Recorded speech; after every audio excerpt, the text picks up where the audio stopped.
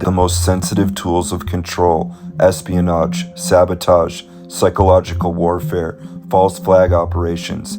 Reading Chanakya's Arthaśāstra is like gaining access to the government's most restricted protocols.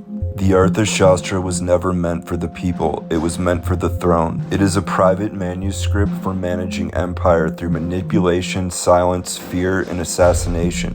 The Arthaśāstra does not merely reference espionage, it gives precise instructions. The text lays out in exacting detail how to use beggars, dancers, wandering monks, herbalists, prostitutes, and holy men as a network of spies and assassins. To conquer an enemy state, he advises sending in agitators, fake rebels, dissidents on the payroll. Let them start the fire, then arrive with the army as the savior. If a war is needed but public support is lacking, create the illusion of an attack. Set fire to your own village. Blame the neighboring kingdom. Manufacture the cause and the people will demand war. Written down 2,300 years ago. The text lays out 5 categories of covert assets, or spies.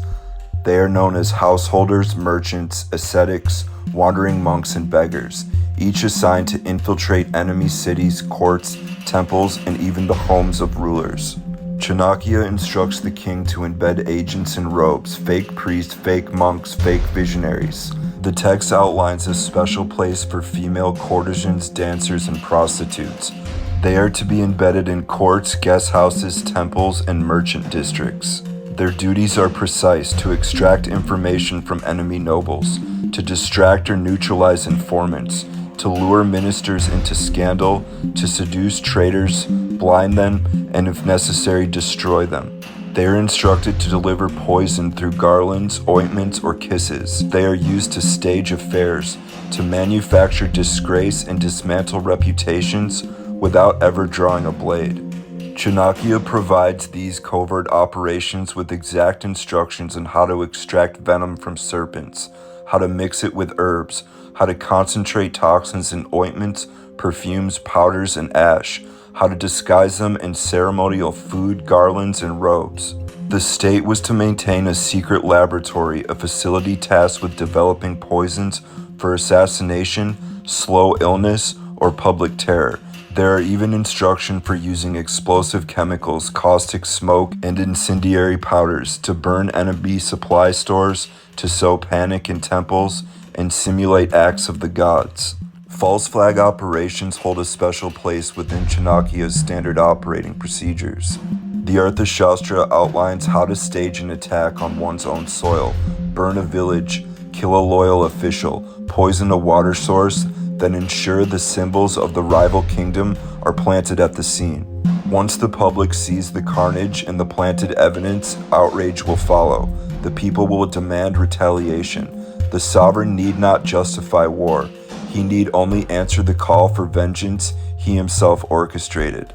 To create a small army of people capable of conducting these covert operations, the Arthaśāstra describes the recruitment of orphans, outcasts, and abandoned children, to be raised entirely by the state, trained in deception, disguise, and lethal arts.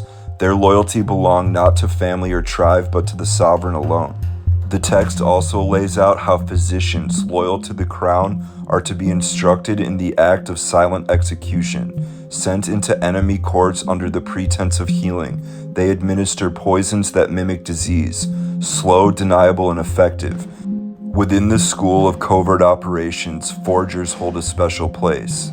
To divide enemy leadership, these agents are sent to forge documents and false confessions, suggesting that key ministers are preparing to defect. The king loses faith in his own. Suspicion spreads. Trust collapses. The enemy destroys itself from within without a single sword raised. Among the most calculated tactics in the sovereign's arsenal is the miracle. The Arthaśāstra describes how to simulate signs and omens, how to make idols weep, how to produce spontaneous flames, how to stage celestial warnings and divine judgments, all designed to sway public opinion, discredit enemies, and justify political action. The appearance of the divine becomes a lever, the miracle becomes a message, and the priest is no longer a conduit to heaven, he is an instrument of the state.